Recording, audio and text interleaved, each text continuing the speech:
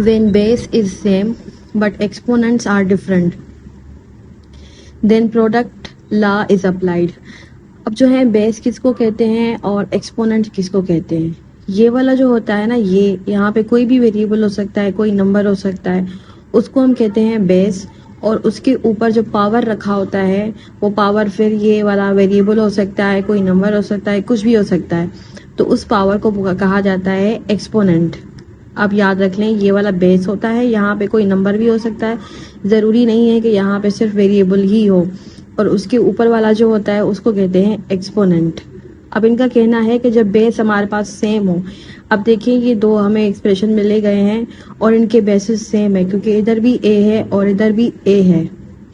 फिर लिखा हुआ है कि बट एक्सपोनेंट्स आर डिफरेंट। अब इनके पावर देखिए आप, दोनों के डिफरेंट है, इधर m है तो इधर n है। अब ऐसी सिचुएशन में क्या किया जाए, then product law is applied. लेकिन दूसरी बात आपने ये याद रखनी है कि इनके बीच में जो ये डॉट है ना, ये डॉट, ये सिंबल होती है मल्टीप्लिकेशन की। छोटी उम्र में इस तरह से हम मल्टीप्लाई कहते हैं इसको, आगे चल के इसको इनटू भी कहा जाता है। देन दूसरा जो है एक आता है प्रोडक्ट भी कहा जाता है। और उसके बाद एक जो चीज़ होती है वो ये वाली होती है डॉट। दो वेरिएबल के बीच में ये डॉट है, इसका मतलब है कि ये मल्टीप्लाई शो करवा रहा है। अब जब दो वेरिएबल के बीच में मल्टीप्लिकेशन हो और दोनों के जो बेसिस हैं वो सेम हो बट एक्सपोनेंट डिफरेंट हो, तो ऐसी सिचुएशन में क्या किया जाता है। ऐसी सिचुएशन में जो है दो बेस सेम है, एक बेस लिख देंगे और दोनों के जो एक्सपोनेंट है ना वो हम ऐड कर देंगे। ये है आपका फार्मूला। इसी फार्मूले पे ये वाले एग्जांपल्स हैं। अब ये हमें खुद से सॉल्व करने हैं। 2 हमारे पास बेस है जो कि दो तरफ है और सेम ही है, तो हम इसको एक बार लिखेंगे। हमारे पास एक्सपोनेंट कौन से हैं, ये वाले 3 और 2। अब रूल क्या था कि जब बेस सेम हो तो एक्सपोनेंट आपस में हो जाते हैं 8, जो कि हो जाएंगे इस तरह। इसको फर्दर अगर सोल्व किया जाए तो ये इसका जवाब आएगा ये वाला।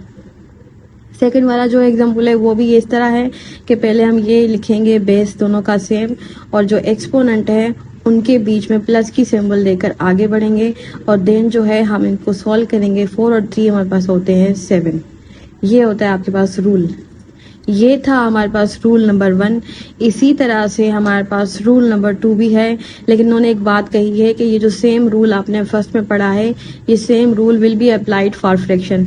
अगर आपके पास फ्रैक्शन हो इस तरह से तो उसमें भी ये सेम रूल अप्लाई होगा। अब फ्रैक्शन क्या होता है, फ्रैक्शन होता है जो पान में नंबर दिए गए हों, यानी न्यूमरेटर और डिनोमिनेटर के तौर पर दिए गए हों। इधर आपको नंबर दिए गए थे लेकिन वो न्यूमरेटर और डिनोमिनेटर के तौर पर नहीं थे, और ये वाले देखिए आप, इसका 2 न्यूमरेटर है और 5 जो है वो डिनोमिनेटर है। लेकिन आप नोटिस करके देखें कि दोनों फ्रैक्शन जो हैं वो सेम है।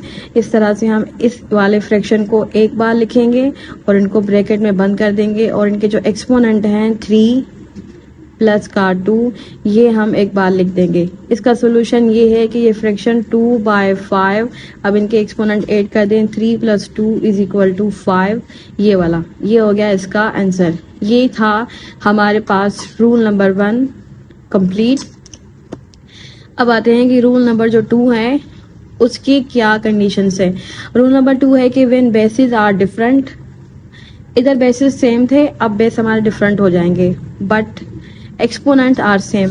बेस अलग है और एक्सपोनेंट सेम है, then we multiply bases and power remain same. तो ऐसी कंडीशन में हम क्या करेंगे, जब हमारे पास बेस डिफरेंट हो बट एक्सपोनेंट सेम हो, तो हम बेस को मल्टीप्लाई करेंगे और पावर को सेम रहने देंगे। फॉर एग्जाम्पल ये देखें, बेस डिफरेंट है, a मल्टीप्लाई b है या फिर a इंटू बी है या फिर a प्रोडक्ट b है।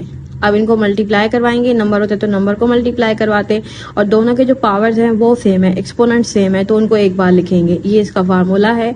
इसका आपको तरीका दिया गया है, देखें बेस डिफरेंट है तो हम इसको मल्टीप्लाई करवाएंगे। 4 2 से क्या होता है, हमारे पास होता है 8।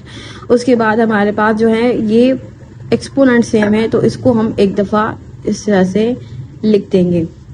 इधर भी जो है बेसिस जो है वो डिफरेंट है, 4 को 3 के साथ मल्टीप्लाई करवाएंगे, हो जाएगा हमारे पास 12, और इन दोनों को इनमें से 2 एक करके रख देंगे क्योंकि दोनों ही सेम है। ये आपके पास है रूल नंबर 2 और ये था रूल नंबर 1। दोनों रूल ही एक दूसरे से नहीं मिलते जुलते, दोनों बिल्कुल डिफरेंट हैं। अगेन जो है ये बात कही गई है कि जो रूल नंबर 2 है वो same rule will be applied on fraction. जिस तरह से फर्स्ट वाला रूल जो है वो फ्रैक्शन पे अप्लाई हो रहा था, तो सेकंड वाला जो रूल है वो भी फ्रैक्शन पे अप्लाई होगा। ये देखिए यहाँ पर बेसिस जो है दोनों के डिफरेंट दिए गए हैं। उधर फर्स्ट वाले रूम में रूल जो था उसमें जो फ्रैक्शंस थे उनके बेसिस सेम थे। अब ये इनके बेसिस जो है डिफरेंट है। अब इनको मल्टीप्लाई करवाते हैं, इनके बीच में कोई क्रॉस मल्टीप्लिकेशन नहीं हो रही, तो फिर न्यूमरेटर को न्यूमरेटर के साथ करवाएंगे और डिनोमिनेटर को डिनोमिनेटर के साथ मल्टीप्लाई करवाएंगे। अब देखें 4 3 का क्या होता है 12, और उसके बाद जो है ये 5 7 का क्या होता है 35। एक्सपोनेंट दोनों के सेम है, पावर सेम है, तो इनको एक दफा लिख देंगे। ये हो गया आपका आंसर। जो भी रूल होंगे, कुछ रूल जो है फ्रैक्शन पे अप्लाई होते हैं, कुछ नहीं होते, लेकिन उनकी कंडीशंस उन्होंने खुद ही बताई हैं कि आपका ये वाला रूल जो है ये फ्रैक्शन पे अप्लाई होगा और नहीं होगा। अब इसी का पार्ट 2 करेंगे और दूसरे रूल सीखेंगे।